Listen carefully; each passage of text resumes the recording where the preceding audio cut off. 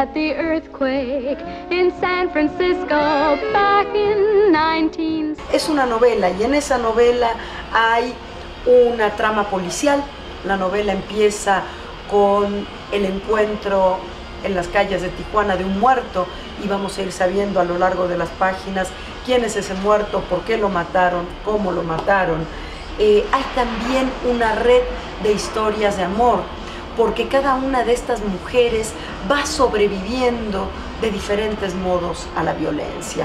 Algunas se dejan vencer, muy pocas, pero se dejan vencer, no logran salir del horror, pero otras, como Annette, una francesa que pone un restaurante y cuya historia llegará hasta nuestros días, se empodera a través de la violencia de la que es testigo, de la que es víctima.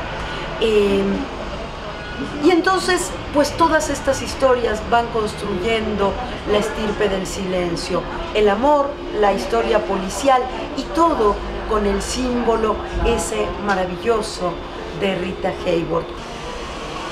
En esa mujer maravillosa, que sería considerada la diosa del amor en Hollywood, un ícono de la sexualidad y de la sensualidad latina en el universo cinematográfico estadounidense.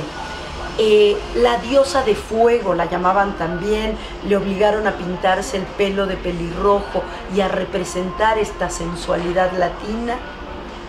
Detrás de ese glamour, esa fama, esa riqueza, se esconde la tristísima historia de dolor de una chica llamada Margarita Carmen Cancino. Y me pareció que entonces era un buen símbolo para hablar de lo que yo quería hablar, que era de la cantidad de mujeres que viven situaciones de violencia, ya sea intrafamiliar, ya sea a través de la trata de personas. Decidí situarla en los años 30, porque es una época fascinante de construcción de la identidad nacional, de la historia y demás, y en un espacio geográfico que me fascina, que es la ciudad de Tijuana. Entre las cosas que encontré buscando información sobre Tijuana, encontré la historia del Casino de Agua Caliente, que fue el centro nocturno más fastuoso de América Latina en los años 30. Tenía hasta pista de aterrizaje, porque los magnates de Hollywood llegaban en avión desde Los Ángeles, tenía un hipódromo y demás.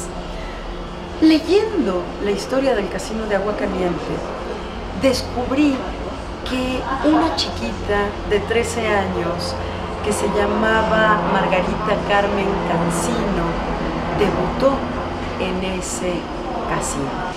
Esta niña será nada más ni nada menos que Rita Hayworth. Y su padre empieza a ofrecerla al mejor postor. No a cualquier hombre, sino a aquellos directores o productores de Hollywood que le aseguraran a él que ese destino de grandeza, de fama, de riqueza, de estrella cinematográfica que soñaba para su hija, se va a volver realidad. Entonces, fíjate que tenemos ese gran personaje en esa ciudad que están haciendo. Ambos nacen prácticamente al mismo tiempo. Tijuana como ciudad y la que llegará a ser Rita Hayworth. Para mí fue un reto. Quise que fuera así porque de alguna manera cuando tú escuchas el relato de cada una de estas historias desde la primera persona, y lo pongo entre comillas porque son primeras personas ficcionales, evidentemente, logras como lector, siempre, por lo menos yo he sentido eso, logras mucha mayor empatía con el personaje, logras identificarte con ese personaje. Desde el comienzo lo pensé así.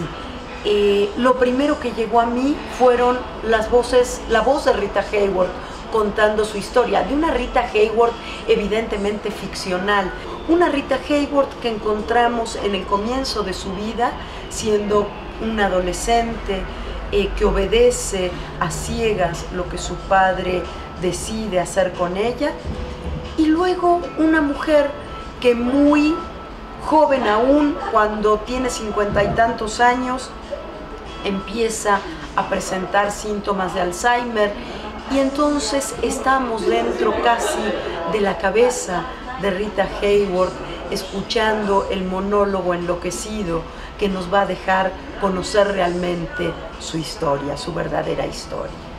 Las francesas son dos hermanitas de 15 y 8 años que quedan huérfanas en París y sin medios para sobrevivir, y reciben el ofrecimiento de que a través de una boda con un mexicano puedan venir a México y hacer su vida acá. Evidentemente vienen engañadas, y una cosa muy importante que la madre de Annette y de Claire les decía es que ellas son las guardianas de la memoria. Esta idea me gusta mucho porque de alguna manera cada uno de nosotros es guardián de la propia memoria, de la memoria de su familia, de la memoria de sus orígenes, y a veces no somos conscientes de eso. A veces descuidamos este patrimonio maravilloso que nos llega en cartas, en fotografías, en relatos de nuestros padres, de nuestros abuelos, y ellas sí crecen con esa conciencia.